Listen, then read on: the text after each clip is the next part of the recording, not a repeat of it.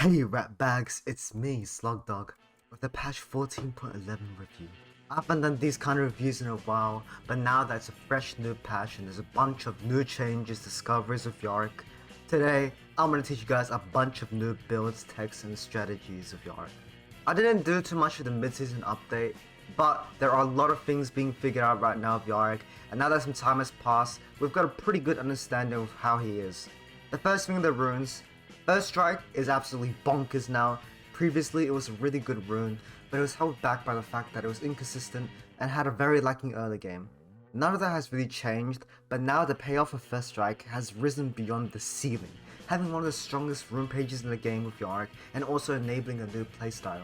The mid-season change made it so that it does 1% more damage, and when you proc it, it gives you 15 initial gold instead of 5. They also nerfed it a little bit where it gives you 50% of the money where you deal damage instead of the full 100%. That may seem like a nerf, but in general all of these are actually huge buffs. More damage, and that 15 initial gold instead of 5 is a lot more better for Yorick, because with Yorick you get many scenarios where a straggler ghoul will hit the enemy and then you can just get a free minion worth of gold just from that. Third Strike is also just a lot better now in general, especially if you're even in lane with someone.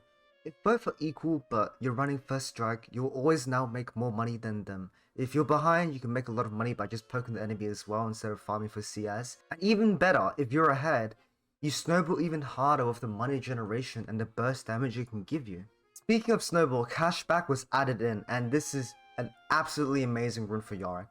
It gives you 6% money back whenever you buy legendaries, which may not seem like a lot, but that could be the difference between you buying a longsword or a ruby crystal or just components after you buy a legendary item. The rune may as well just read items cost 6% less gold.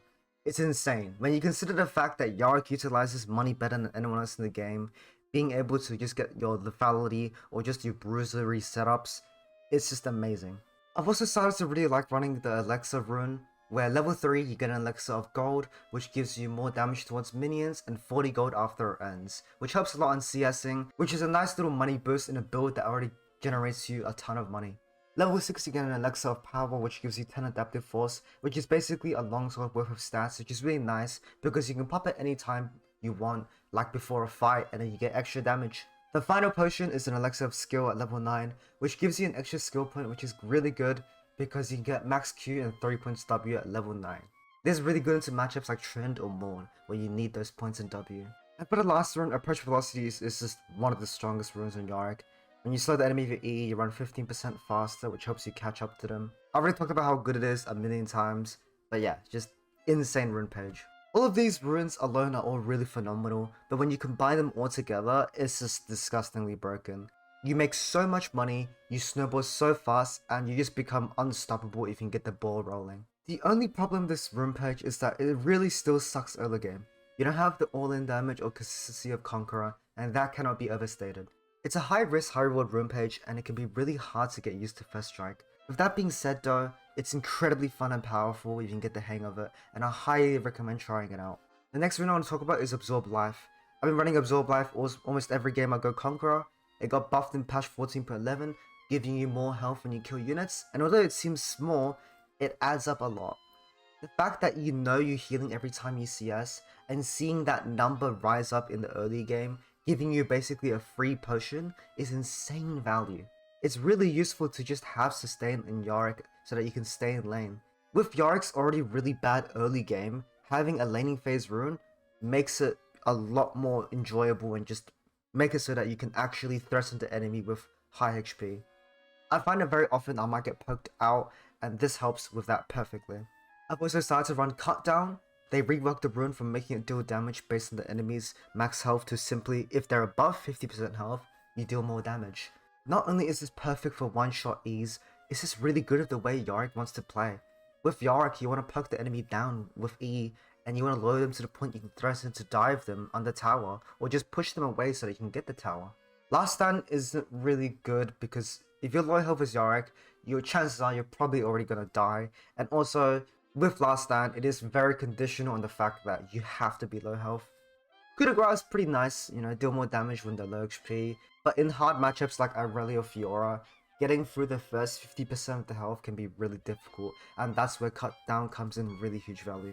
It also helps a lot in the laning phase. Every game, the enemy's going to start full HP, and cut down from that point is just going to give you more value than any of the other runes. It also helps a lot with the Conqueror laning phase trades, giving you that 8% extra damage in those early trades where you're just forced to fight the enemy. I still run Demolish and Bone Plating secondary every game. The sheer value you get from those runes are insane. But I have considered running Cashback and Approach Velocity in secondary runes recently, and I've considered going Absorb Life Cut Down secondary as well. They all seem really good, but I haven't tested them enough to make any conclusions yet. Shout out to the guy I found who went this AP Bruiser Yorick build that I'd never seen before. This is one of the only Yorick clips that I went, holy crap, I really want to try that out, and surprisingly, it's actually really strong. This is the new Yorick build, with the cleaver buffs that happened relatively recently in the mid-season patch, the Shojin giving % damage increase to Ghouls and Maiden and all your abilities, as well as the Liandry's being reverted to old Liandry's at the start of the season, giving you % bonus damage per second in combat, and also the burn.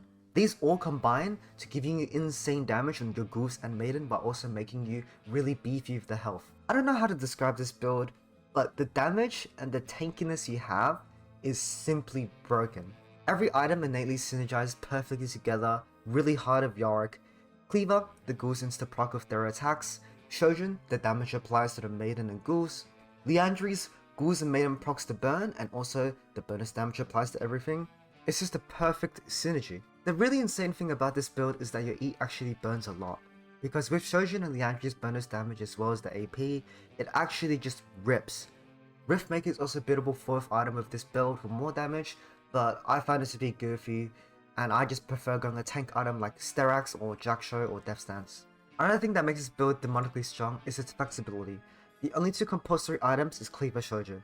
The damage it dishes out with just those 2 items alone is really good, and Liandry's is just a cherry on top. I sometimes go Death Stance 3rd against AD, or more 3rd against AP, or just anything, you know, like tank, bruise items, anything is free game. Cleaver and Shojin are just insanely broken bruise items in Yorick right now. The only problem with this build is that it splits fast still, yes, but it definitely is noticeably slow in splitting compared to all the popular Yorick builds. It also doesn't have Tiamat, so it just doesn't push very fast in general.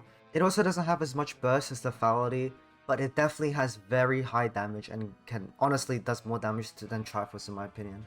Now that we talked about the stuff that builds, let's talk about the other stuff that doesn't quite work and also the patch in general. The first thing that doesn't really work but was very hyped up was PTA. After a lot of testing, it's just not very good. It's too hard to proc the effect of Yorick getting 3 autos 1 champion. It's a big struggle, especially the fact that Yorick doesn't have much mobility, and in the mid game, where if you walk in the face of someone, you just get blown up instantly if the enemy is grouped around them. Conqueror is just a lot more consistent, and PTA doesn't fit Yorick's hit and run playstyle.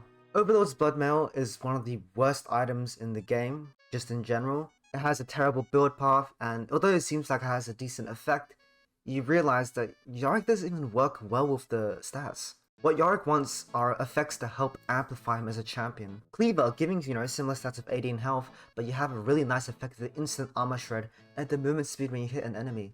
Shojin, similar 18 health, but insane abilities and increased spell damage in all your abilities. Sterax, AD in health, but also tenacity to survive CC and a huge shield to protect yourself.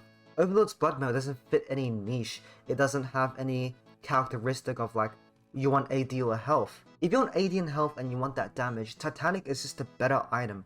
At least with Titanic, you have the wave clear and that extra auto attack reset.